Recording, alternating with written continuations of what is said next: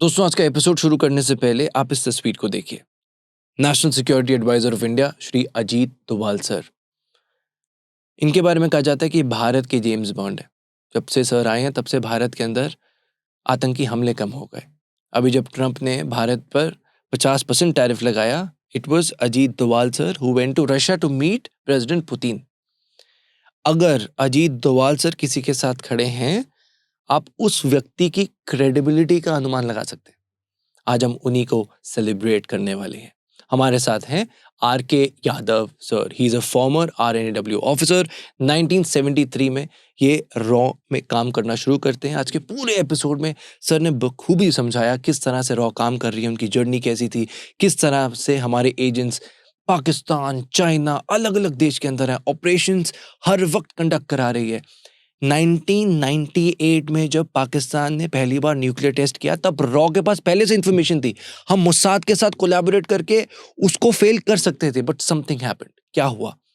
आज का पूरा एपिसोड एक थ्रिलिंग सिनेमैटिक मूवी की तरह लगने वाला है। कभी हार्ट बीट बढ़ेगी, कम होगी, लास्ट में आप इमोशनल भी होने वाले हैं। आई जस्ट वॉन्ट यू कि इस एपिसोड को पूरे परिवार को दिखाइए, क्योंकि अक्सर हम भूल जाते हैं हमारे देश के रियल हीरोज। सर ने बीच में बताया कि रॉ ने दाऊद को खत्म करने के लिए भी एजेंट भेजा था। ऐसी बातें जो आपने शायद कभी ना सुनी हो। Please watch it with your entire family. अगर आज आपसे 5 बॉलीवुड एक्टर्स का नाम पूछा जाए, आपको सबका पता होगा, पर ऐसी कहानियां ही नहीं आई जिसकी वजह से हमें अपने रॉ ऑफिसर्स के बारे में पता चले। Today is an opportunity. सिर्फ इंडिपेंडेंस डे के लिए नहीं कह रहा, पूरे साल ऐसे ऑफिसर्स को हमें सेलिब्रेट करने की जरूरत है। Do let me know in the comments आपके क्या व्यूज थे।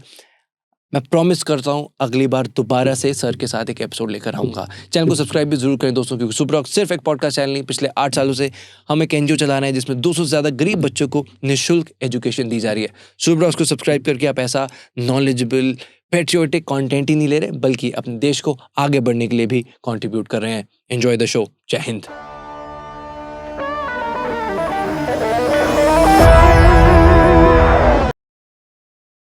बहुत बहुत धन्यवाद सर, शुक्रिया हमारे शो का एक पार्ट होने के लिए। इट्स एन एब्सोल्यूट ऑनर आपके साथ थैंक यू। समय बिताने का हमें मौका मिला।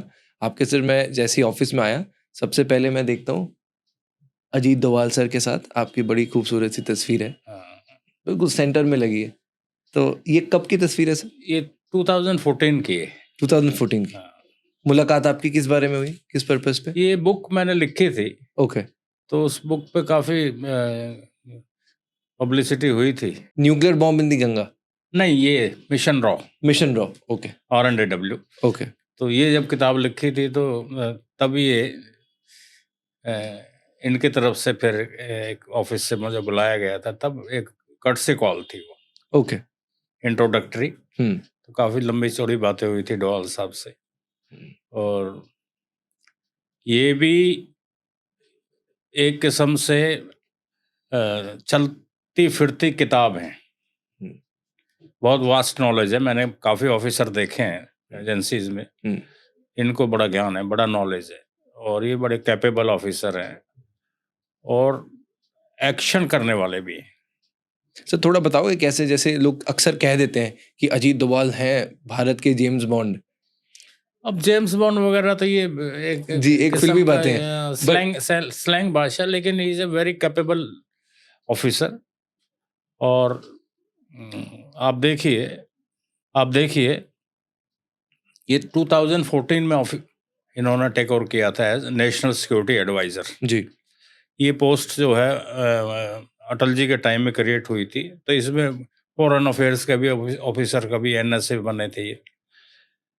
अगर आपको याद हो, 2014 से पहले हमारे अहमदाबाद में कुछ बम ब्लास्ट हुए थे, बेंगलोर में भी हुए थे, हैदराबाद में भी हुए थे, और भी इधर उधर खतरा बना हुआ था इसका। इनके आने के बाद अब आज तक कोई ब्लास्ट हुआ है? फुल्ली कंट्रोल्ड है। सिस्टम था हमारा इंटेलिजेंस का, और जो पुलिस ऑर्गेनाइजेशंस का था, और इंटेलिजेंस ब्यूरो का था, उसको इन्होंने इस तरह से कोऑर्डिनेट किया कि उसके बाद अब यहाँ ब्लास्ट करने की किसी की हिम्मत नहीं हो गई। वो जो ऐसे एलिमेंट थे वो सब उड़ा दिए हैं, खत्म हो गए हैं। इन द सेंस कुछ अरेस्ट भी होंगे, कुछ उन पर लीगल एक्शन भी हुआ होगा, कुछ पे दूसरे एक्शन भी हुए होंगे। All over the world, all over the world. जैसे कौन से देश मेजरली, कौन सी कंट्रीज? नहीं, मैं और कंट्रीज की नहीं कह रहा, अपने देश की कह रहा हूँ। हमारे यहाँ जिस तरह का माहौल था 2014 से पहले, हम कितना इनसिक्योर फील करते थे कि इन छोटे मोटे शहरों में या ऐसे एलिमेंट घुस गए थे जो ब्लास्ट किया करते थे। इनके आने के बाद इन्होंने सब कंट्रोल कर लिया है। कैसे किया सर? इस अपने जो ये हमारा तंत्र है, इसको प्रॉपर तरीके से कोऑर्डिनेट किया हर तरह से, और जो ऐसे एलिमेंट थे उनको, जो लिस्टेड थे, उनको सबको ठीक किया। जैसे कैसे भी किया, जैसे जिस किस्म का आदमी होगा वैसे उसको हैंडल किया जाएगा। अगर कोई स्पेसिफिक ऐसा जो भारत के लिए बहुत अगेंस्ट था और जिसको रॉ ने अपने ऑपरेशन से कंट्रोल किया हो? नहीं, अभी कश्मीर में थे सेपरेटिस्ट, पड़े हैं जेलों में, कोई नॉर्थ ईस्ट की जेल में, कोई इधर उधर है, और भागे फिर रहे हैं। अब कोई एंटी इंडियन डेमोन्स्ट्रेशन होते हैं श्रीनगर में, तो पहले हुआ करते थे। पहले तो पाकिस्तान का झंडा भी लग जाता था। लगते थे, अब किसी की हिम्मत नहीं है। 370 इन्होंने हटवाई, सब चीज़ें कंट्रोल की। उसके बाद एक मेरे ख्याल है उसके बाद ये 15-20 दिन तो कश्मीर में ही रहे थे पर्सनली, उस सब चीज़ों को कंट्रोल किया, हर जगह गए। तो is a very really hard task master, सब इन्होंने मैनेज किया है, और जब से अब ऑलमोस्ट हर जगह कंट्रोल्ड है जी। तो जैसे जब रॉ ऑफिसर एक नेशनल सिक्योरिटी एडवाइजर से मुलाकात करता है तो डिस्कशन किस अराउंड होता है नेशनल सिक्योरिटी के बारे में? अब और कौन, जलवायु की बात थोड़ी करेंगे। और ज्यादातर नहीं, मैं रॉ के चीफ से ही मिलते हैं, वही उनके साथ ही कोऑर्डिनेशन होता है पूरा। 1973 में आपने रॉ ज्वाइन करी जी। तो आपके सर मैं नज़रिए से रॉ को महसूस करना चाहता हूँ। बहुत से लोग हैं, जब पिक्चर्स देखते हैं तो हम रियल लाइफ में उनको हीरो समझते हैं, बट वो पर्दे के कलाकार होते हैं। आपने अंधेरे में काम किया और शायद लोगों की वो तालियां भी नहीं थी, फिर भी अकेले में एक रॉ ऑफिसर काम करता है पूरे जीवन। तो मैं 1973 से आपकी जर्नी जानना चाहता हूं कि एज अ रॉ ऑफिसर आपने क्या क्या चेंजेस देखे और आपने कैसे रॉ को देखा?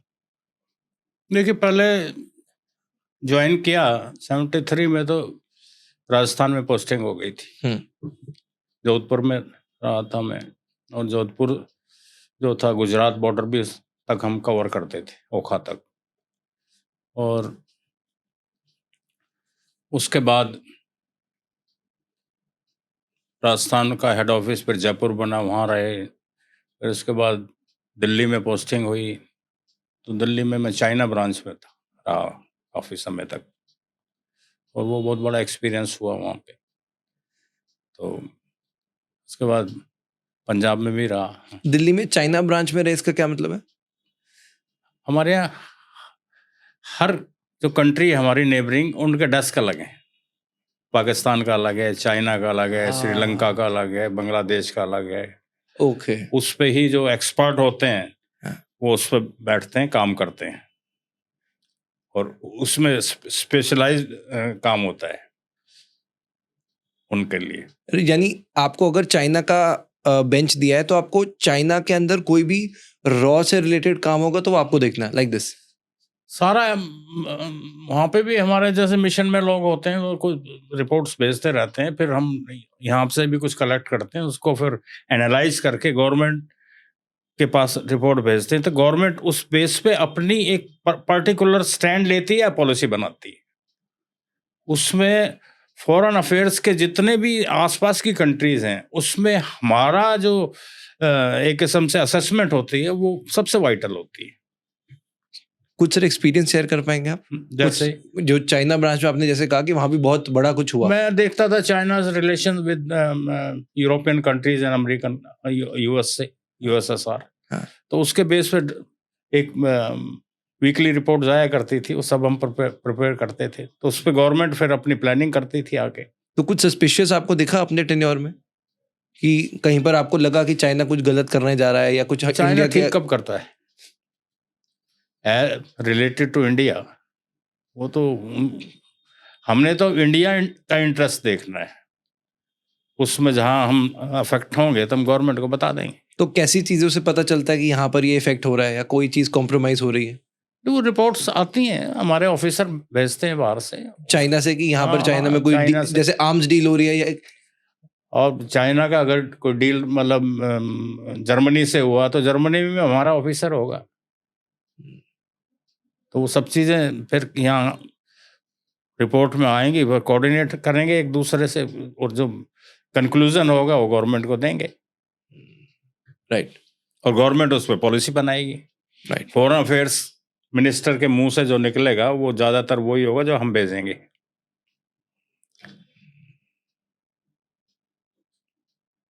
यानी आज अगर जो जयशंकर जी कुछ कह रहे हैं हमारे देश के, हाँ, जयशंकर वैसे चाइना का एक्सपर्ट है, ये चाइना में हमारा एम्बेसडर भी था, तो ये इसको वहाँ का काफ़ी ज्ञान है।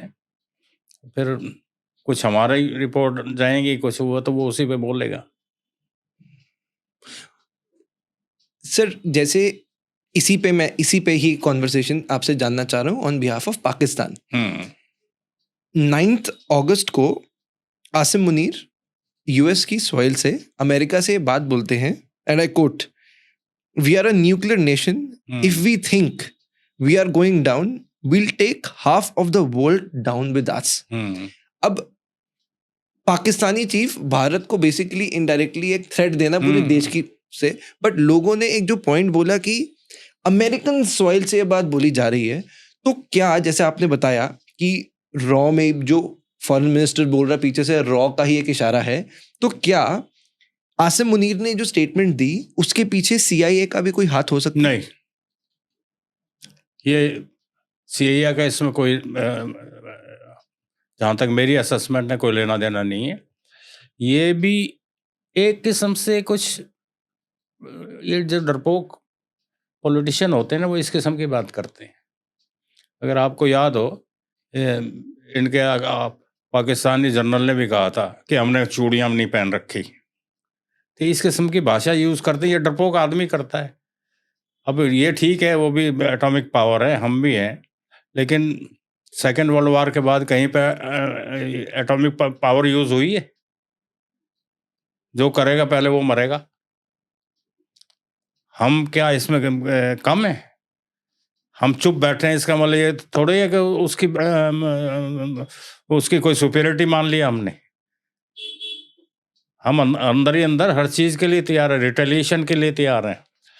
अब ये जो पहलगाम में हुआ था, उनको अच्छी तरह जाके सबक सिखाया ना जाके, ये किस्म से जमीनी वार नहीं हुई है। अभी तो उनको एक किस्म का हमने वो जो ये ऑपरेशन हुआ है, एक किस्म का उनको इशारा दे दिया है कि आगे से ऐसी हरकत करोगे तो उससे बड़ा होगा। और ये हमारे आर्मी चीफ ने भी कहा है कि ऑपरेशन सिंदूर अभी ख़त्म नहीं हुआ है, और इससे बड़ी वार्निंग और पाकिस्तान को मुनीर कुछ भी कहे जाके, हमने तो वार्निंग दे रखी, दोबारा करके देखो कोई ऐसी हरकत, तो रिटेलिएट तो हम उससे डबल करेंगे, और करना चाहिए।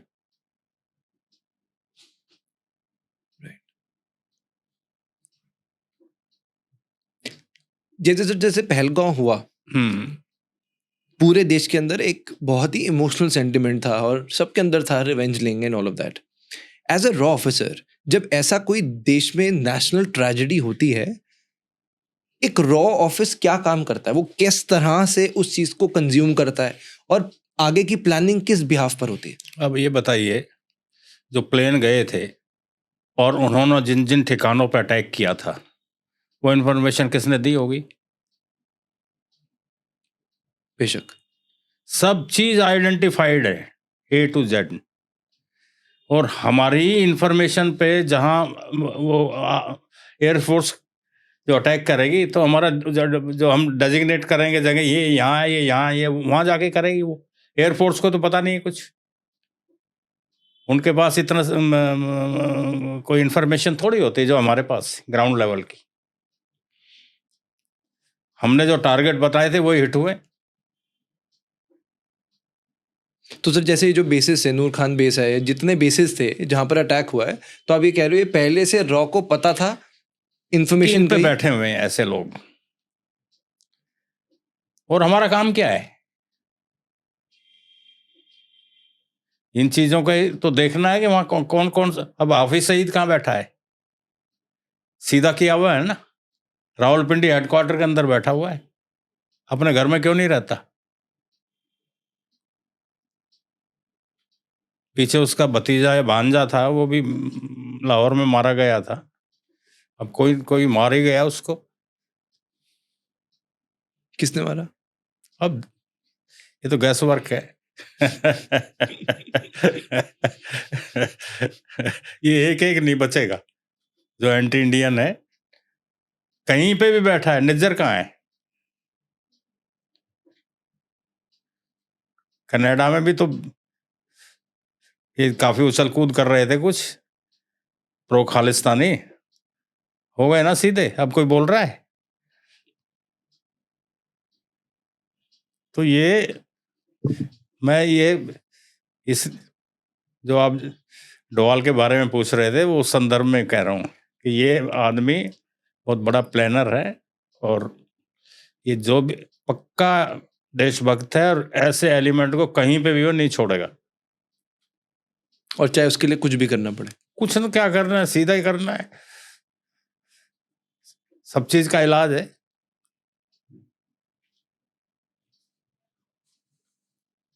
और पाकिस्तान के कुछ पॉलिटिशियन हैं जो हमारे खिलाफ जहर उगलते थे, ज्यादातर चुप हैं अब।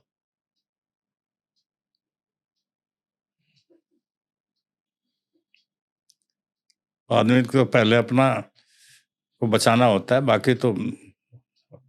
और ये इसी लायक हैं ये यहाँ का जो, क्योंकि पाकिस्तान को वैसे तो हम तोड़ फोड़ चुके हैं, कुछ नहीं है उसमें अब। सिर्फ वो मुनीर वहाँ जाके वो ये दिखाना कि हमारे पास एटॉमिक पावर है, ये है, उससे कोई फर्क नहीं पड़ रहा है, हमारे पास असर नहीं पड़ता है ऐसी लैंग्वेज का। ऐसी लैंग्वेज हम शुरू से सुनते आ रहे हैं। दाऊद के साथ भी कभी कुछ रॉ ने किया? दाऊद भी सुना है कि कहीं बीमार है अभी, कुछ बोल नहीं रहा। अब उसकी वो बूढ़ा हो गया है, वो बातें खत्म हो गई हैं। अंडरवर्ल्ड उसको डॉन। उसको जो है हमारी तरफ से मेरे ख्याल है कोई ऐसा तवज्जो नहीं दी जा रही है। उसने जो करना था कर चुका वो, आफ्टर ऑल। अब उसकी कोई स्टेटमेंट भी नहीं आ रही, और वो सुना है कि उसकी हालत खराब है, और पता नहीं अब जिंदा भी है या नहीं है। अच्छा। कौन इन चीजों को कई दफा वो लोग भी छुपा लेते हैं। पाकिस्तान में, दुबई? पाकिस्तान में ही है। बीच में ऐसा भी सर कहीं सुनने में आया था कि एक रॉ के ऑफिसर ने कहीं ना कहीं गोली भी मारी और उसकी बेटी सामने आ गई, कुछ ऐसा भी किस्सा? वो मैंने बोला था। वो क्या था सर ये बात आपने बताई? ये कराची पे इस पर अटैक किया था हमारे रॉ ऑफिसर ने? ये, हमारे किसी आदमी ने कराया था, इन्होंने कराया था, और अटैक किया था।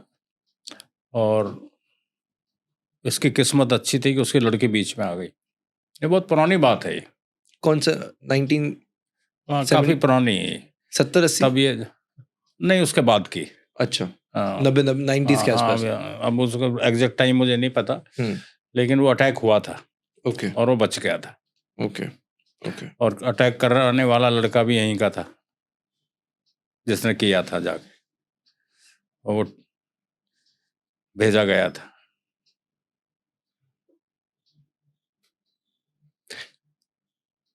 सर ऐसा भी सुनने में आता है जो रॉ ऑफिसर्स होते हैं वो अपनी जो चीजें होती हैं काफी सीक्रेटली करते हैं, यानी एक रॉ ऑफिसर को ये नहीं पता होगा कि दूसरा क्या कर रहा है। ज्यादातर वैसे तो कलेक्टिव कुछ एक्शन होते हैं, कलेक्टिव होते हैं, इकलौता नहीं कर सकता। ज्यादातर एक्शन जो है इस किस्म के हैं वो कलेक्टिव टीम वर्क है। और लेकिन ये एक उसी सर्कल में रहेगा ये ऑपरेशन, इधर उधर नहीं होता। ज्यादातर वो जो डेस्क है वही उसको मैनेज करेगा। यानी यहाँ पर एक ऑपरेशन में अगर 5 रॉ ऑफिसर्स इन्वॉल्व हैं तो वही रहेंगे, बाकी बाहर बात नहीं जाएगी, बस वहीं तक रहेगी।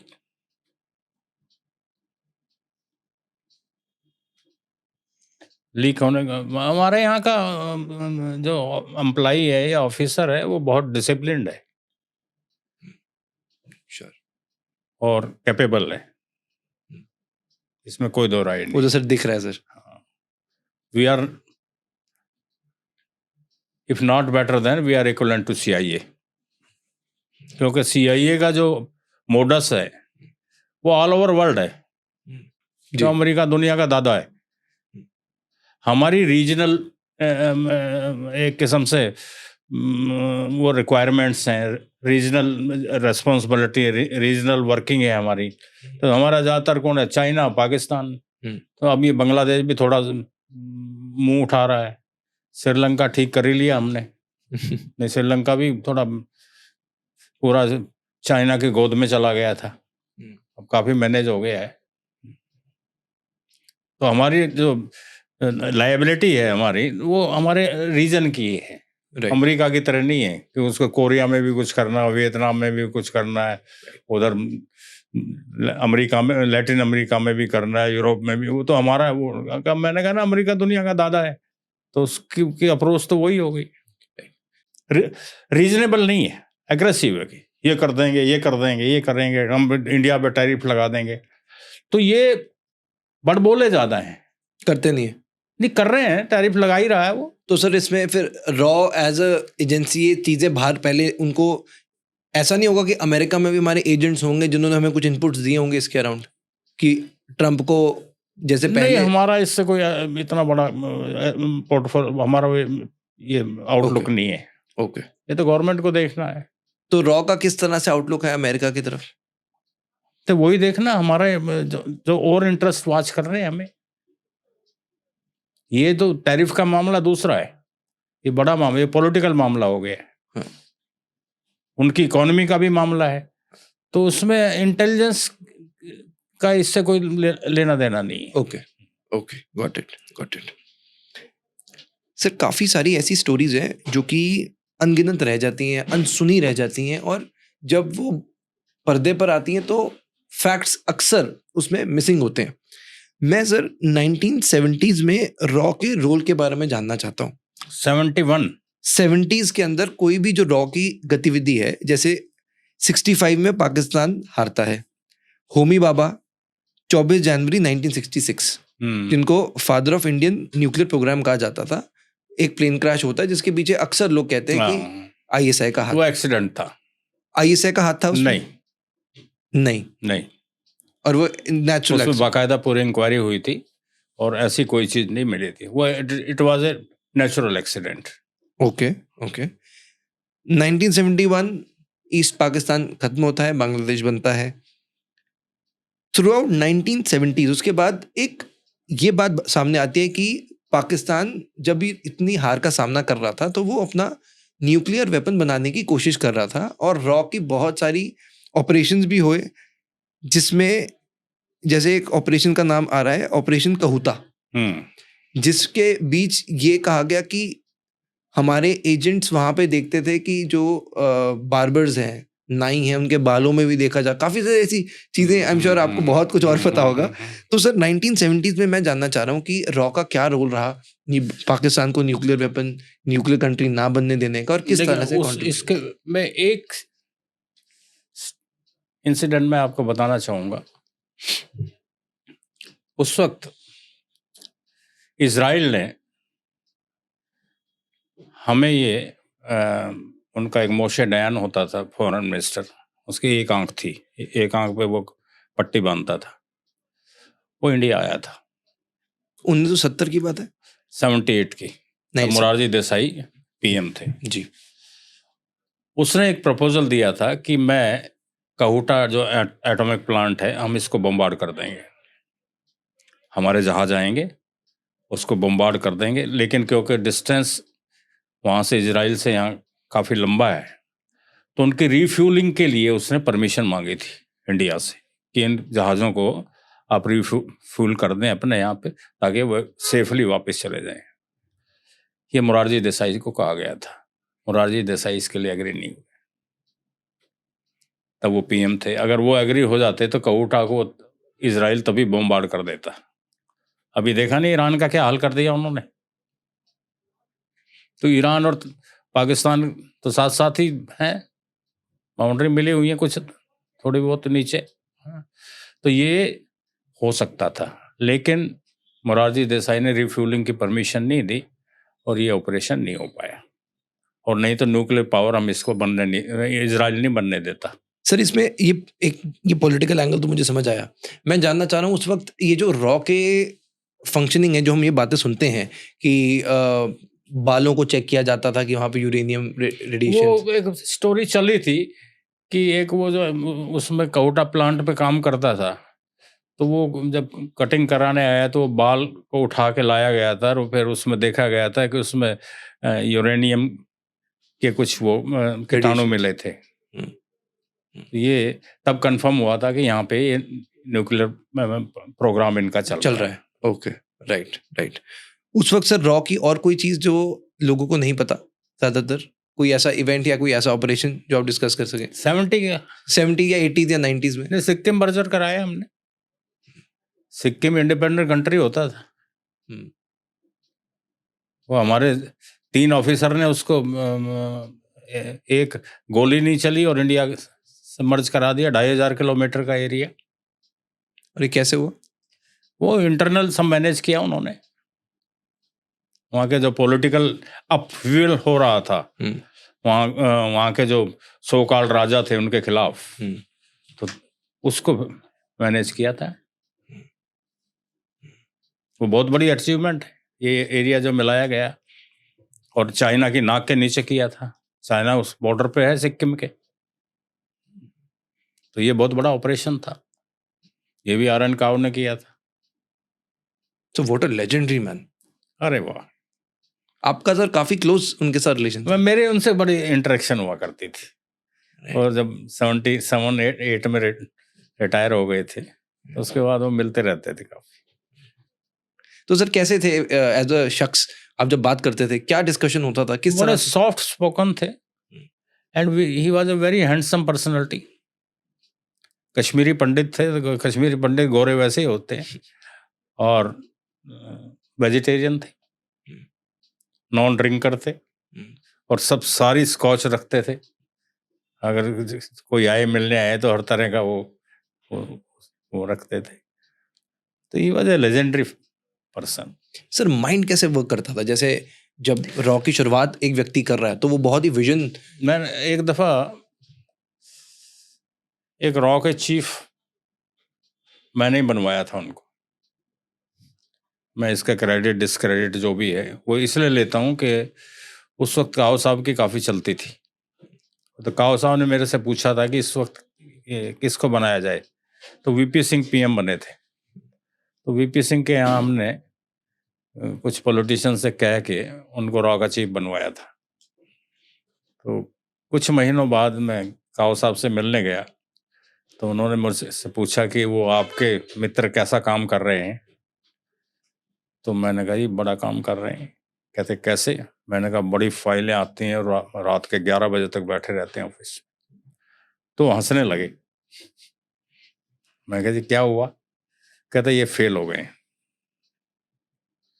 मैंने कहा सर कैसे? कहते देखिए यादव जी, जब मैं चीफ था तो मैं लंच तक कोई काम नहीं करता था, सारे इवेंट्स को वॉच करता था, न्यूज़पेपर की जो इम्पोर्टेंट क्लिपिंग्स सराउंडिंग कंट्रीज से रिलेटेड थी उनको देखता था, फिर उनके बेसिस पे जो मुझे एक्शन लेना होता था डेली बेसिस पे, कंसर्न जो ब्रांच हेड था उसको बुला के कहता था ये काम इस तरह करो, इसको मैनेज करिए। मैं दोपहर तक फाइलें नहीं देखता था, और कहता है एडमिनिस्ट्रेटिव फाइलें मैं देखता ही नहीं था। एडमिनिस्ट्रेटिव की वजह, यहाँ पे कहीं पे ये बिल्डिंग लेनी है, ये लेनी, ये कहता मेरा नंबर 2 था, वो मैनेज करता था। मैं सिर्फ ऑपरेशनल फाइलें देखता था। तो तब मैंने कहा मैं वो तो फाइलों में कहते वो फेल हो जाएंगे। तो ये इनकी वर्किंग अप्रोच थी, प्रैक्टिकली। आर्यन काउसर को कैसे करेंगे आप डिफाइन, एक शब्द में अगर डिफाइन करना हो? लेजेंड में सब चीजें कवर हो जाती। वर्ल्ड वाइड ट्रैवल भी करते रहते थे, मीटिंग्स करते रहते थे? यस। और किससे मीटिंग करते थे वहां पे जाकर? काउंटर पार्ट से? काउंटर पार्ट्स भी थे, जैसे हमारा ब्रिटेन का MI6 का हमारे से बहुत चीज़ों में कॉपरेशन होता था, इवन CIA से बहुत चीज़ों में होता था। रॉ मिलकर काम करता था? हाँ हाँ, चाइना से रिलेटेड कोई बात होगी तो अब CIA के साथ हम मिलकर काम करते थे। ISI के साथ तो नहीं कर सकते? ISI से नहीं होता था, और तो दुश्मन कंट्री था पाकिस्तान शुरू Right. से, राइट। अब भी है और हमेशा रहेगा वो। मोसाद के साथ? मोसाद के साथ मैंने बताया ना, कऊटा को वो करने वो वाले वाला थे। जो था। हाँ, राइट हाँ। राइट। तो वो ओके, मोसाद के साथ हमारा काफी नजदीकी रहा है। क्लोजेस्ट कौन है हमारे? क्लोजेस्ट कौन है, सबसे पास कौन है हमारे? अब जिसके तो मैं कमेंट नहीं कर सकता क्योंकि मुझे इसका इतना इंटरेक्शन नहीं है लोगों के साथ। राइट। CIA के साथ मिलकर कैसे ऑपरेशंस करते थे हम? मैंने बताया ना, चाइना से रिलेटेड कोई होगा तो CIA के साथ मिलके करेंगे। CIA भी बिलीवेबल एजेंसी नहीं है, वो भी अपॉर्चुनिस्ट है। KGB जो है वो बिलीवेबल है हमारे लिए, रशिया वाले। रविंदर सिंह कॉम्प्रोमाइज हो गए थे ना सर, CIA ने रविंदर सिंह को CIA ने कॉम्प्रोमाइज करा लिया था, डबल एजेंट बन गया। हमारा एजेंट था। क्या हुआ सर? उनका कैसे डबल एजेंट, कैसे क्या हुआ ये? इसको वहां पे ये काफी लंबी कहानी है, कुछ शॉर्ट में ब्रीफ अगर बता सकते। वो CIA के लिए काम करता था, फिर पहले थे वो रॉ एजेंट ही? रॉ ऑफिसर था, रॉ ऑफिसर थे? हमारा ऑफिसर था, अमृतसर में पोस्टेड था, अच्छे काम करता था, वो कैपेबल ऑफिसर था, आर्मी का मेजर था वो। और फिर यहाँ वो कुछ लालच में वो फंस गया, इंडिया में ही फंसे? इंडिया में फंसा था। और वो सारी स्टोरी मैंने अपनी किताब में लिखी है, वो देखना आप उसमें। जी श्योर। ब्रीफ में ये था कि आखिरी में वो भागा नहीं था, भगाया गया था। पकड़े कैसे गए पर? पकड़ा कहाँ गया वो? तो फिर क्या? वो तो भाग गया था, तो नेपाल के रास्ते भाग गया था। सामने कैसे आया कि ये हमारे कुछ जो सीनियर थे, हाँ। उनसे भी वो रिपोर्ट लेके CIA को देता था। अगर वो अरेस्ट हो जाता तो सब चीजें ओपन हो जाती, पुलिस में, IB में, इंटेरोगेशन में। तो इसलिए उन्होंने सोचा कि ना रहेगा बांस ना बजेगी बांसुरी, इसको भगाए दो। वो तब का चीफ था, उसने भगाया था इसको। और एक मैसेज कैच हुआ था जब वो नेपाल से फ्लाइट लेके ब्रसल्स जा रहा था, तो उसने मोबाइल से मैसेज दिया था रॉ के चीफ को कि मैं जा रहा हूँ। ये रिकॉर्ड पे अगर था उस वक्त, मैंने डिस्क्लोज किया था। अब इन्होंने, वो गई हुई बातें हो गई, खत्म हो गई। बाद में वो मर गया, वहाँ एक्सीडेंट में मरा है या कैसे मरा है, लेकिन वो मर गया था वहाँ पे, अमेरिका में। मैं ये नहीं कह सकता मारा गया क्योंकि उसका मुझे नॉलेज नहीं है, पर रॉ की लेकिन प्रीमेच्योर डेथ थी। बदला तो सर रॉ हर जगह तक जाकर ले सकता है, पोटेंशियल और कैपेबिलिटी है हमारी एजेंसी। मैंने बताया ना कि CIA से कम नहीं है सर। मतलब यानी जिस तरह पैसे का लालच दिया गया रविंदर सिंह को, और क्या हो सकता है? मैंने कहीं से सुना कि ऐसा भी होता है कई बार कि ऐसे किसी की कमजोरियों पर, भाई 3W होते हैं, wine, women and wealth. 3W use होते हैं। इंटेलिजेंस में इनका ही ज्यादा प्रचलन है। अब वाइन इतनी इम्पोर्टेंट रही नहीं है, वुमेन एंड वेल्थ पहले हुआ करती थी, अब तो। सर रॉ जब काम करता है, जब हम ऐसी चीजें करते हैं, और एक तरफ देश की इंटेग्रिटी और देश को सुरक्षा देने के लिए सब कुछ किया जाता है। बाहर एक तरह से ये एक चीटिंग का बिहेवियर नहीं हुआ एज एन इंडिविजुअल अगर कोई कर रहा है, जैसे मानो कुछ लोग कहते हैं कि कई लोग प्यार में भी किसी को फंसा लेते हैं इंफॉर्मेशन निकलवाने के लिए, या किसी भी सीक्रेटिव एजेंसी का हो, तो ये कहीं ना कहीं एक चीटिंग बिहेवियर नहीं हुआ? मैंने बताया कि यहाँ पे सारे लीगल काम इलीगल तरीके से होते हैं ज्यादातर। कोई इन्फॉर्मेशन क्यों देगा? Money power. तो एजेंसी का तो काम ज्यादातर यही होगा, खरीदो। हाँ, कोई पाकिस्तान का अगर एजेंट बनेगा तो किसी लालच में बनेगा ना।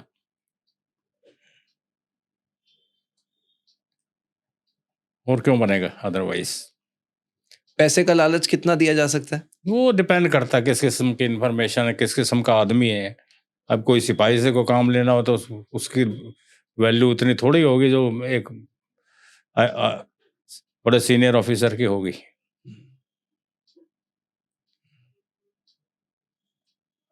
फिर भी कोई नंबर अगर दे सके, हाँ, कोई नंबर दे सके।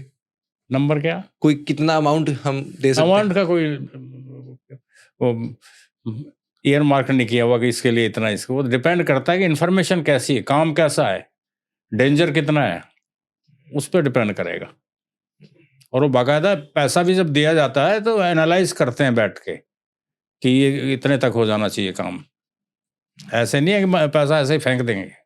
1999 एक हाईजैक हुआ था, IC-814।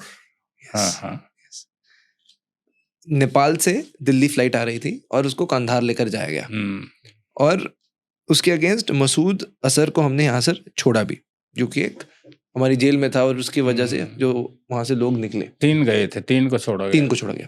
इसमें सर आपने एक बात कही थी जो कि मुझे उसको और अंदर से समझना मैं चाहता हूँ, कि उस फ्लाइट के अंदर कुछ ऐसे लोग थे, स्पेशली 2 लोग ऐसे थे। एक तो स्विट्जरलैंड का वो जो ये नोट छापता है, एक तो वो था रॉबर्ट जियोनी। अब हाँ, नाम उसका है जो भी है जी, अब मुझे ध्यान नहीं है। वो हमारा भी एक ऑफिसर था उसमें, SBS तोमर। हाँ SBS हाँ, तोमर। हाँ। तो सर इनकी क्या स्टोरी थी और इनका इस मिशन? नहीं, बाई चांस उसमें थे, ओके, बाई चांस थे। अब सुनने में यही आया कि पैसा स्विट्जरलैंड से आया था उनको, जो टेररिस्ट को दिया गया था उस नोट छापों वाले को छुड़ाने के लिए। एलिगेशन इंडिया पे भी लगा था कि इन्होंने दिया पैसा। कितना पैसा मांगा था उन्होंने? ये कुछ मैं कह नहीं सकता, बट एलिगेशंस है कि जो पैसा था वो स्विट्जरलैंड से आया। वहां से भी आया, तो वहां से आया। यानी ये जो रॉबर्ट जियोनी था, इसने इसको बचाने के लिए भी वहां से ये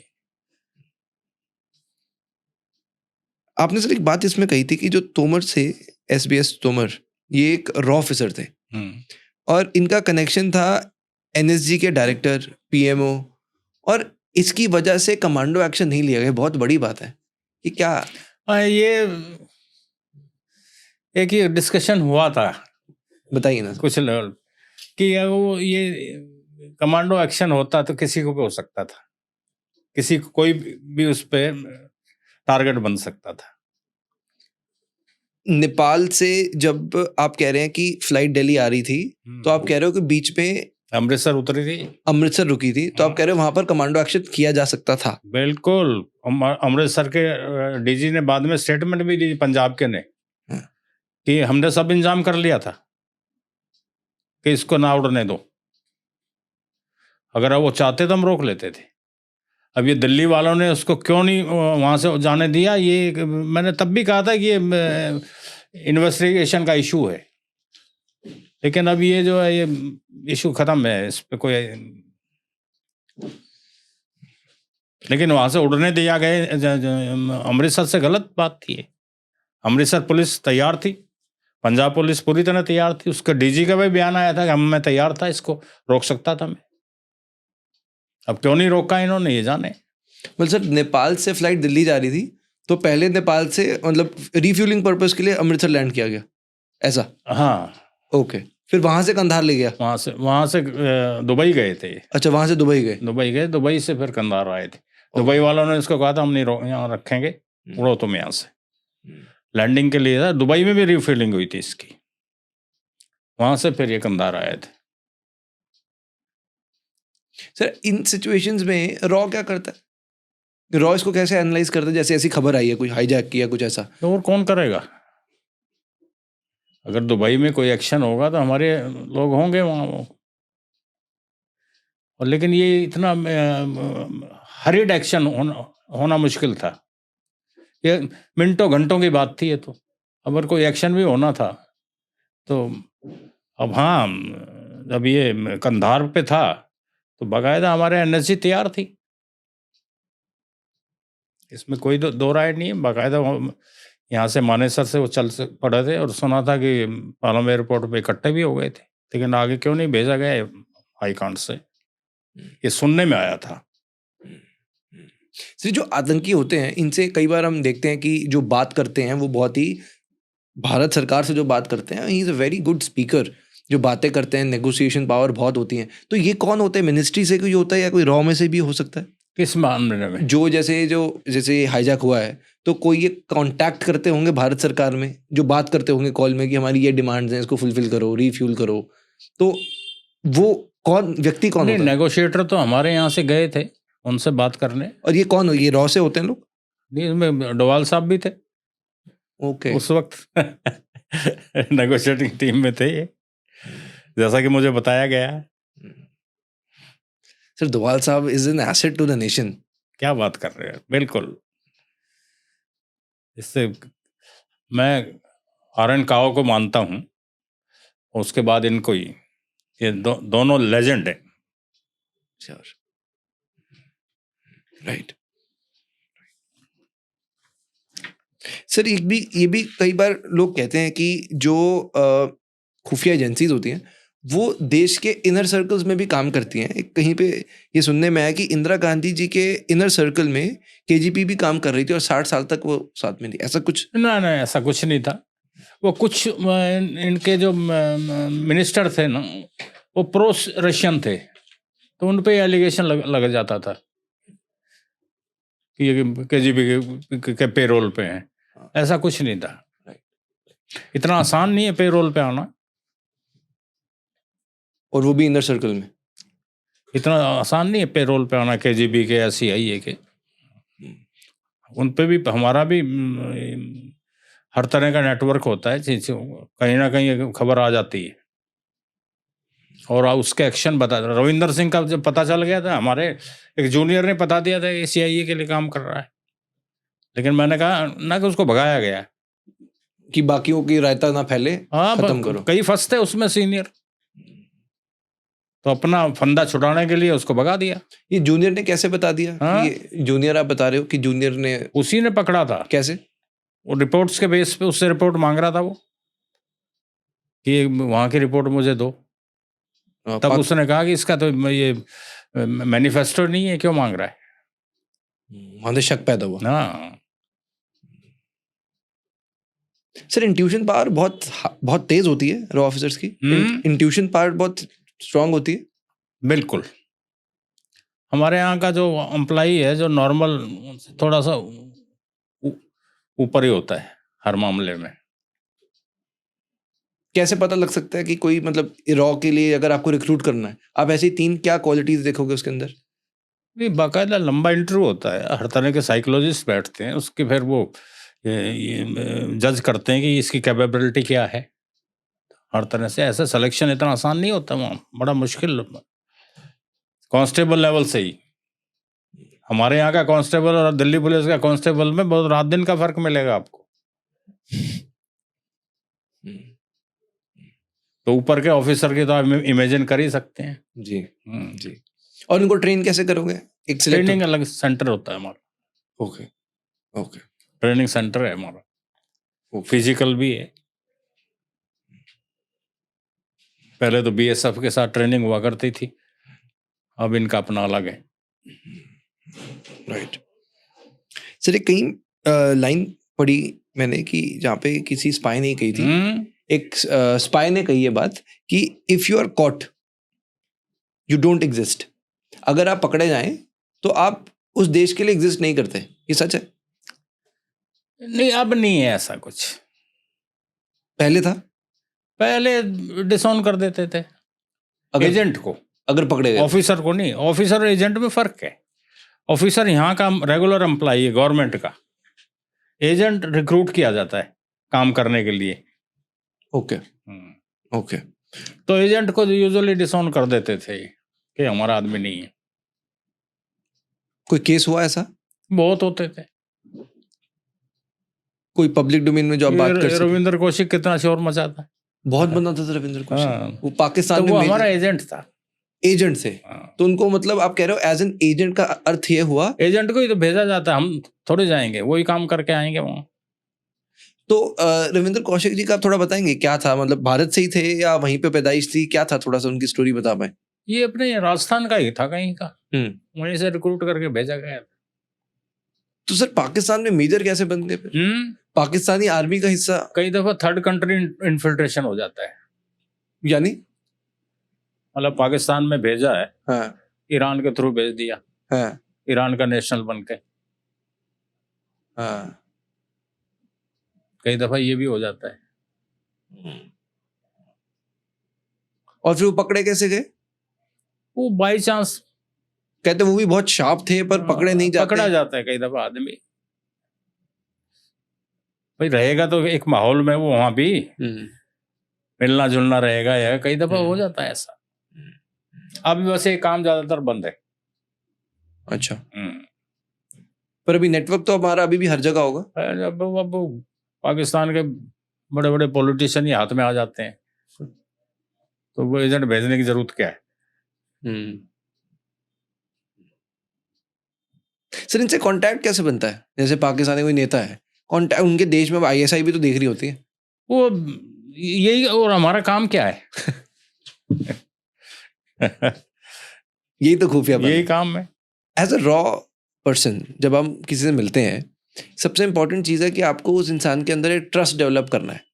अब सर आपका काम ही इतना सेंसिटिव है कि हो सकता है जैसे कहीं अगर मुझे फ्रांस में जाना है या अमेरिका जाना है, पाकिस्तान जाना है, पाकिस्तान में मुझे अगर अपना एजेंट डालना है तो एक ट्रस्ट फैक्टर तो सर बहुत ही आपके लिए फ्रेजाइल होगा कि इस पे करें या ट्रस्ट या ना करें। तो ट्रस्ट कैसे बनाते हो कि ये एजेंट मेरा काम कर देगा? वो उसकी कैपेबिलिटी मैंने कहा ना, देखी जाती है कि किस लेवल का आदमी है। वो जज हो जाता है कि इससे ये आदमी काम कर सकता है। कैसे जज होता है? वो सब चीजें मिलने जुलने से, बैठने से, और किसी के थ्रू। इनकी हनी ट्रैपिंग भी हो सकती है। हनी ट्रैपिंग के भी केसेस काफी सामने आते हैं। हाँ, वो हुई है, होती है। जैसे हमारों की भी हुई, एक दो की। कुछ एक हमारा उन्नी कृष्णन था जो मद्रास में पोस्टेड था, हाँ। वहाँ का हेड था, तो सीआईए का एजेंट बन गया था इसी वजह से। सीनियर ऑफिसर था रॉ। हाँ, उसने हमारा काफी डैमेज किया था। सर डैमेज जब आप बोलते हो तो ऐसा क्या डैमेज होता है? डैमेज ये था कि जैसे हम एलटीटी जो थी वो काम कर रही थी वहाँ पे, उनकी खबर दे देता था, वो एलटीटी के ऑपरेटिव मारे जाते थे। ऐसी सिचुएशन में नेशनल सिक्योरिटी का क्या? जब ऐसा कुछ होता है, वो अरेस्ट हुआ था, जेल में रहा, सजा हुई है उसको। वो तो सर हुई, बट अगर जैसे ऐसी कुछ चीजें हुई हैं तो देश की जो नेशनल सिक्योरिटी है वो रिस्क पे नहीं आती? नेशनल सिक्योरिटी क्या रिस्क में आएगी? कोई हमारी बात लीक कर रहा है, भाई वो एक ऑपरेशन था, उस खराब हो गया, और क्या, और दूसरा कोई हो जाएगा शुरू। राइट। सर आपकी स्टोरी पे मैं वापस आना चाहता हूँ, जिससे मैं ये एपिसोड कंक्लूड करना चाहता हूँ आज के लिए। आपने कहा कि आप चाइना में गए, जहाँ पर आपका चाइना नहीं गया मैं। चाइना नहीं गए, यानी चाइना का जो रिलेशन था उस पे काम करता था, उसमें आप काम करते थे। उसके बाद आपका क्या सफर रहा आगे? फिर अमृतसर रहा मैं, ये रहा जी, पंजाब रहा, दिल्ली भी रहा। इंडिया से बाहर जाना हुआ? बाहर का मौका नहीं मिला। आपके एजेंट्स थे? आपका कोई पर्सनल नेटवर्क भी था? किस चीज का? एजेंट्स का? अब ये छोड़ो। और यहाँ काम क्या होता है? ये हमारे यहाँ का आदमी का काम क्या है? एम्प्लॉय का यही काम है। सिर्फ ऐसी स्टोरीज आती है ना, जैसे कई लोग ये कहते हैं अजीत डोभाल साहब जो थे वो पाकिस्तान में एक अलग रोल में थे, कई लोग कहते हैं कि वो एक भिखारी के रोल में थे। ये गलत खबर है। ये मैंने बताया कि ये ऑफिसर थे वहाँ, आईबी के पोस्ट होते हैं मिशन में, तो उसमें ये ऑपरेशन करते होंगे, कहीं से इन्फॉर्मेशन लेते होंगे, कैसे लेते होंगे, लेकिन ऐसे इस लेवल की बात नहीं हो सकती, वो गलत है सब। ये सीनियर ऑफिसर थे और आइडेंटिफाइड थे, उनके पूरी एस्टेब्लिशमेंट को पता था, आईएसआई को पता था ये कौन आदमी है क्या है, तो ये इतना आसान थोड़ी है। ये फिल्मी बातें हैं ये। सर आईएसआई के जो लोग हैं, कई लोग ये कहते हैं कि जो आईएसआई का दिमाग है वो बहुत तेज है, जैसे जो अटैक्स हुए। मैंने कहा वो टुच्चे हैं, मैंने पीछे वर्ड यूज किया है।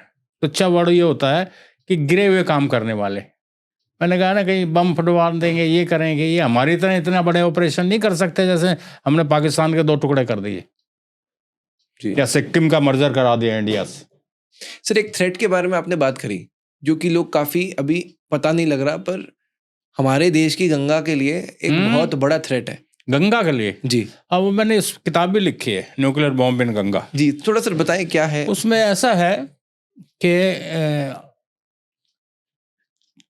चाइना ने 64 में एक वो न्यूक्लियर ब्लास्ट किया था, तो हम क्योंकि उससे ऑब्वियसली अफेक्टेड हो सकते थे, तो अमेरिका की CIA ने एक डिवाइस तैयार की थी कि उसको एक माउंटेन पे रखें, अगला जो कोई ब्लास्ट अगर चाइना करे तो उसकी क्या वेलोसिटी है, क्या उससे क्या और डेंजरस पॉइंट्स हैं, क्या उसका पोल्यूशन लेवल है, तो वो वाइब्रेशन से कैच करेगा।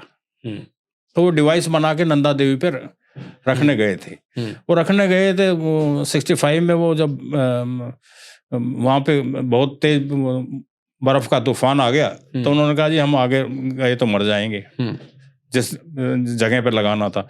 तो फिर नीचे से मैसेज गया इसको रॉक से बांध के आ जाओ। रॉक से बांध के आ गए, अगले साल रखने गए तो रॉक टूट के गिर चुकी थी नंदा देवी ग्लेशियर में।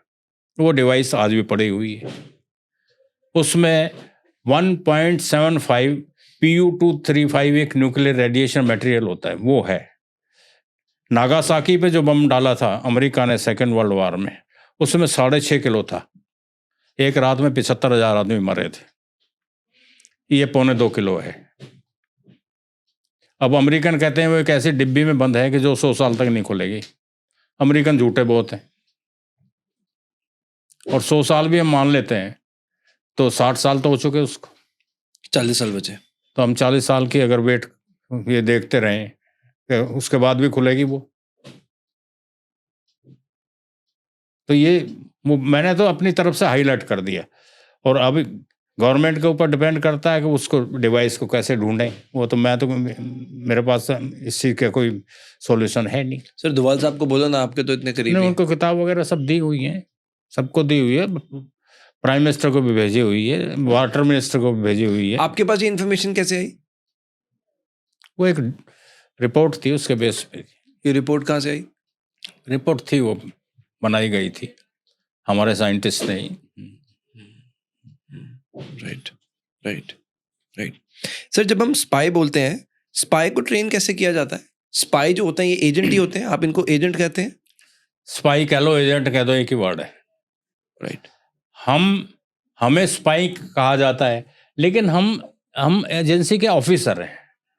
आप एजेंट रखते हैं? हम एजेंट बनाते हैं, उनसे काम लेते हैं। राइट। कभी सर आपकी लाइफ में आपने इतने साल देश की सेवा के लिए अपना कंट्रीब्यूशन दिया, कोई ऐसा एक्सपीरियंस रहा हो आपके जो दिल के बहुत करीब रहा हो, या कोई ऐसा एक्सपीरियंस जब किसी मे बी एजेंट की जान खतरे में हो, कुछ ऐसा कोई एक्सपीरियंस? अब आए थे बेचारे, कई पाकिस्तानी जेलों में बंद हुए थे, अरेस्ट हो जाते थे वो। अब ये हमारे पास एक बहुत बड़ी एक गलत बातें हैं हमारे एडमिनिस्ट्रेशन में, उनको डिसऑन कर देते हैं। वो जो हमारे लिए एजेंट काम करता है और बाई चांस पकड़ा जाए वहाँ, तो वहाँ तो उसको स्पाइंग में सज़ा होगी पाकिस्तान में। अब वो सज़ा काट के जब आता है तो ये उसको कंपनसेट नहीं करते, वो करना चाहिए।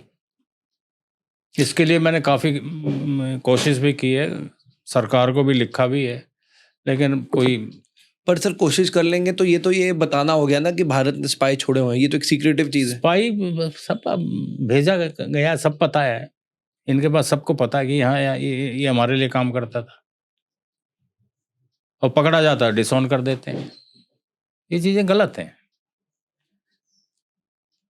हालांकि अब ये ऐसा स्पाइंग वगैरह कराने के लिए काम ज़्यादा नहीं है अब।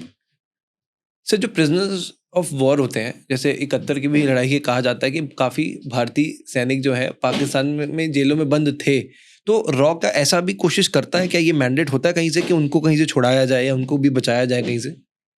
एजेंट को नहीं, जो प्रिजनर्स ऑफ वॉर है, POW है। POW अब कहाँ है?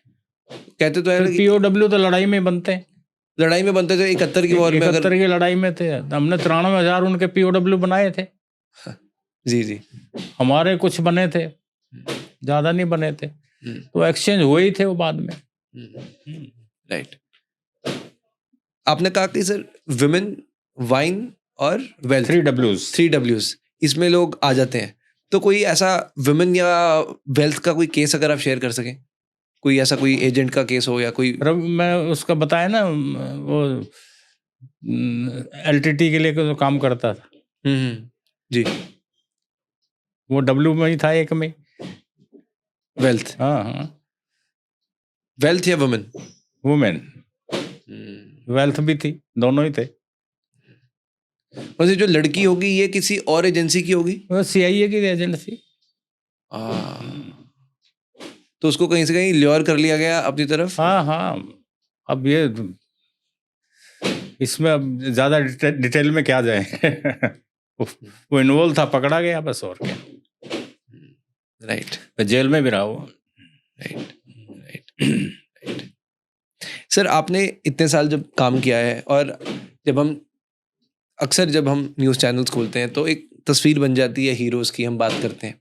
आपने इतने अंधेरे में काम किया है, कहीं पर इतनी तालियां नहीं हैं, क्या आपको कभी ऐसा लगता है कि देश ने आपको वैसे अप्रिशिएट नहीं किया जैसे आपको सेलिब्रेट करना चाहिए था? नहीं, ऐसी कोई बात नहीं,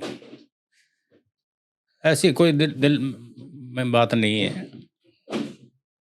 अब ये तो हमारे यहाँ सारे ही ऐसे हैं।